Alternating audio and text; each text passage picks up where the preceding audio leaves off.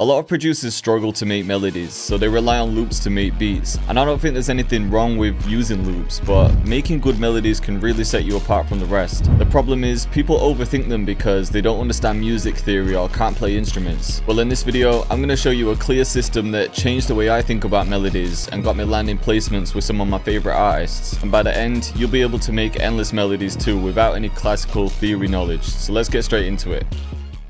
Okay, so my default BPM is 143 because I make a lot of dark drill influenced beats. I make trap, hood trap, jerk, and just most of my melodies tend to be around that 140 range. But I don't worry about it too much because it's easy to change at any point. Now let's just start off with any sound we like. I usually start with a key because it's a bit easier to hear the notes. Like this sound sounds pretty good to me. And we'll set a scale so you can see what I'm doing. We'll just choose any minor scale. Again, don't worry too much because you can always change that. Let's go with B minor. So when people first start making melodies, they usually learn basic chord progressions. So they'll start with a note, skip a note in the scale and add another one to get a chord like that. And then they'll just follow that with different chords. So this might be something like this. Then they'll take the bass notes, copy those down an octave, and have something a bit more full. And that's the basics of building chord progressions, and it's a good way to start melodies. But when I first learned it, it kind of boxed me in because I thought those were the rules. For example, I thought anytime I saw a chord like this, I could only use the bottom note for the bass. So my melodies just started sounding a bit too basic. And then over time, I learned that all melodies revolve around a progression code, specifically with the bass. For example, if we look at the scale, we can see that B is the first note in the B minor scale. And we have C sharp, which is 2, D, which is 3, E4, F sharp for 5, G6, A7, and then back to B. So all progressions have a number system. For example, a really popular one is 1, 6, 5. So if we remove the other notes, bring these out, and we can bring those down, then that would be the progression. But then I used to think that if we had those as the bass notes, the chords would have to look something like this. Just skipping a note in the scale, skipping another one. So again, my melody started sounding too predictable and basic, when really you have a lot more flexibility. So then instead of just focusing on chords, I started thinking about the main melody. Because when you think about it, the main melody is the thing that really sticks in your head. Most popular songs out there have a main melody that you could play easily on a piano or you could hum. So then why not start with that melody and build a progression around that? For example, we could just click in some notes and see what sounds good.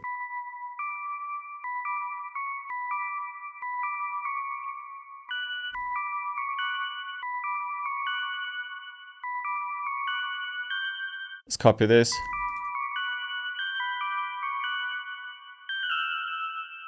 Bring that one down. So there's a little bit of variation. So even if you took that and copied it, kind of easy to remember. And then we can use that same progression system, but just with the bass notes. For example, we could use that same one, 1, 6, 5. Just use that note again. Now the progression you decide to use is going to change the whole vibe of the beat. And I'll show you some examples.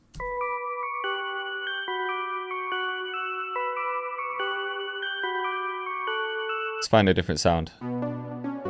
As another example, we could go just down 5. 1, 2, 3, 4, 5.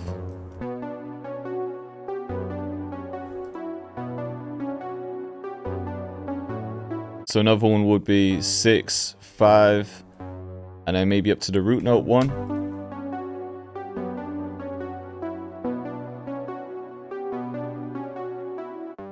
You could do 6, 4, 1.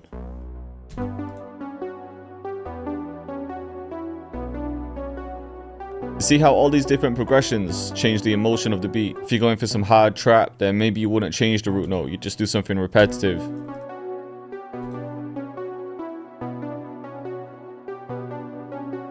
You could do 6, 7, 1.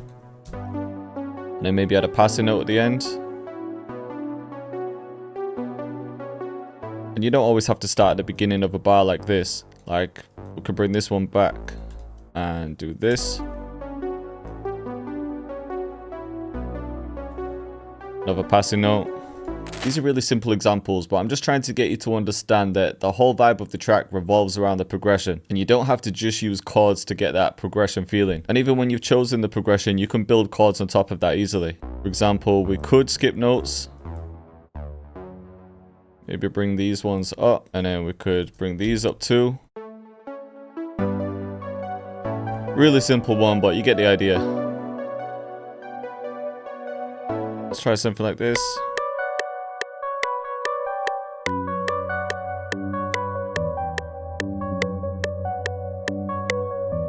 But with the bass, let's put that in a different preset.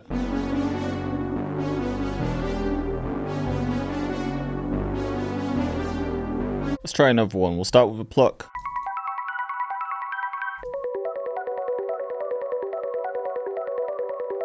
That sounds kind of hard. Let's copy this. Bring the attack up though, so we don't get that click. And then we'll choose a different progression again. And maybe this.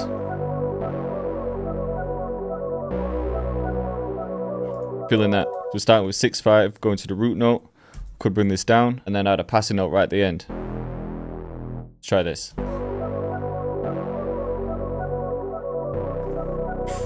There we go. See how the progression just changes everything. So we've got this top section, we've got the bass, which is defining the progression. Now what I want to do is take that up and copy it into another preset. But let's pitch this one up an octave, and we'll add halftime.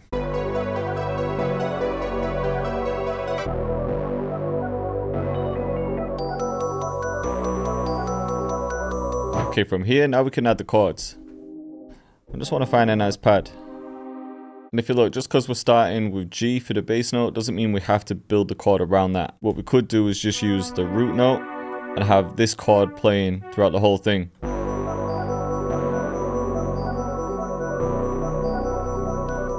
And then maybe some kickstart. Yeah, just to give it some rhythm. Or some pulsing.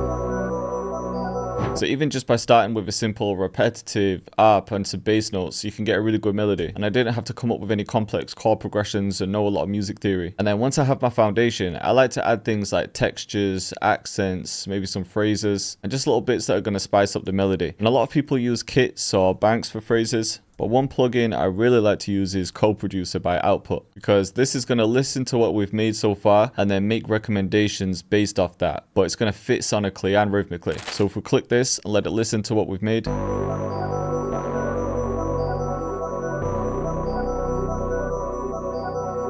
We'll set the key because we're working in B minor. I feel like it's missing some type of lead, so we could type in dark synth lead. And now anything that I play is going to match the BPM and the key. So it's really good for getting quick ideas rather than dragging something in and trying to stretch it to fit. Ooh, something like this. That's the type of sound it was missing. Might even pitch that up an octave. Cut it here. And then I think we should add something here. Let's fade that in. I'll find the sound soon.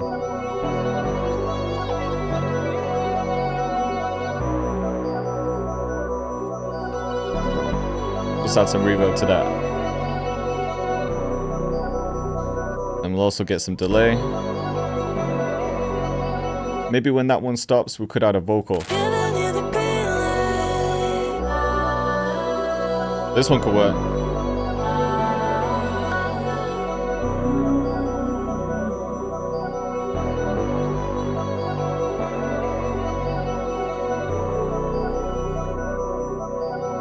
But same again, we'll add some delay to this one. Just add a simple one with the time set to 16, something like this. Okay, so I think I've got enough melodic elements, enough melodies going on, but I want Co-Producer to listen to it one more time.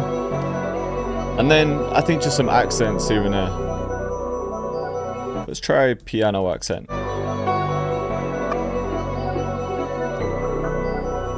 Yeah, see, like that one there. So I like to drag it in, but then just take a few parts. I think just this one.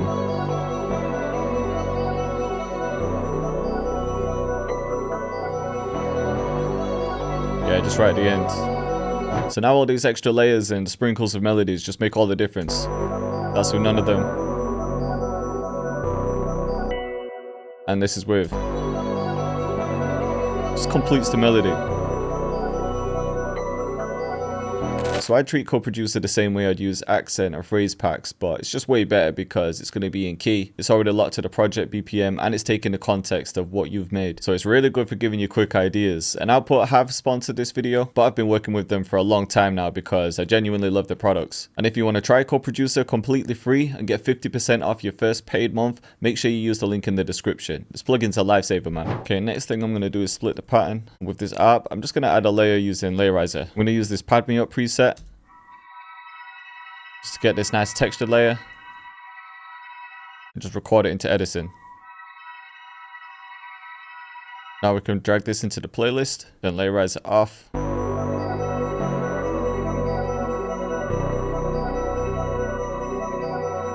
So I'm thinking this will be a nice verse section. Okay, when it drops into the verse, I'm just going to add this halftime layer. I feel like it might need something else, but I'm going to get the drums in for now. Of course, we're going to use Pyroverse and a Magna kit.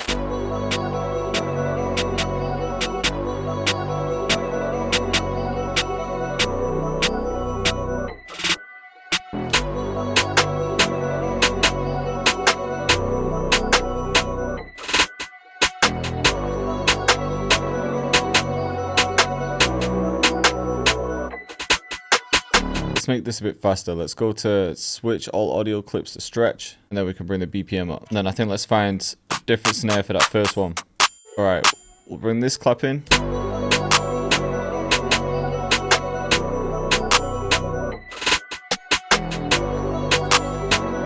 Alternate it like that.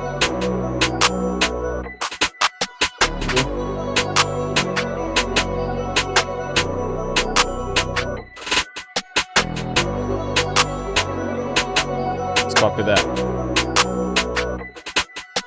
Alright, then we're going to grab some open hats.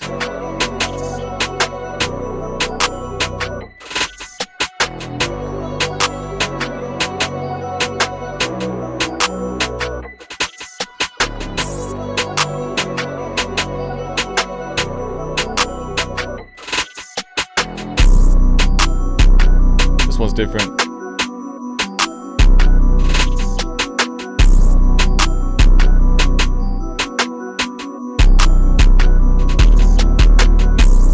Some more perks.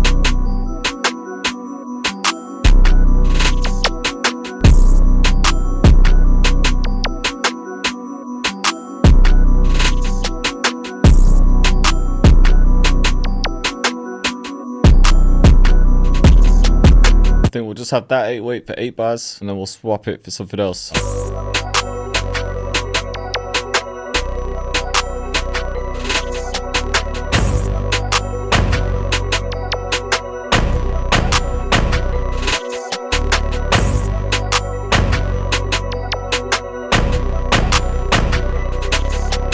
I'm also going to add some of these hat rolls, but with these I just want to use them sparingly for some bounce. Like I might just take that one. We can take a few more from some other ones. Take those out.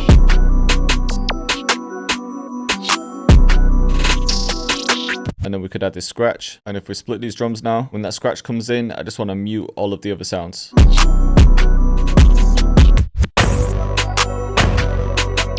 Just a nice transition to the next part. Actually, I think the scratch is going to sound better here. Then I might add a fill for this section. Yeah, there we go. Take this and bring it over here. So I want 2 sections with this one. But the second time around, we'll add another 808.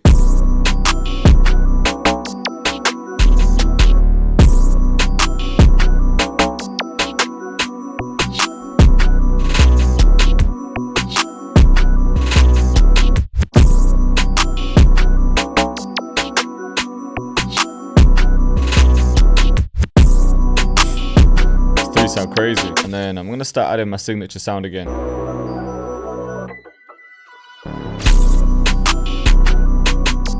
Alright, then we could take this section, copy that one more time.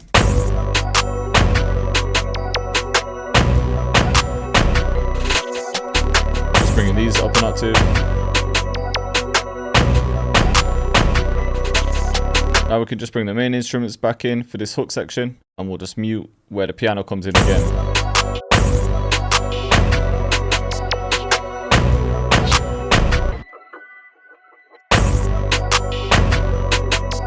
Then all we need for the intro is a section like this.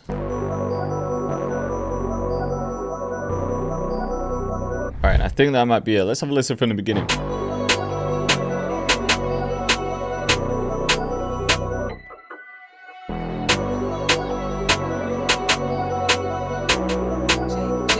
Cactus.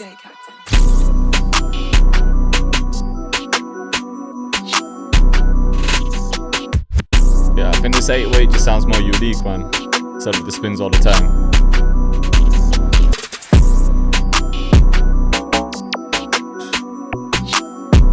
Low drums too.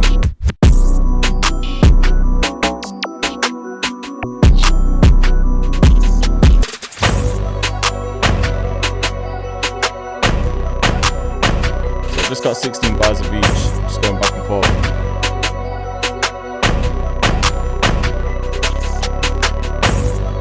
I hope you guys are feeling this one. If you want to check out Co-Producer, the link's in the description. Or if you want more videos just like this, then click up here.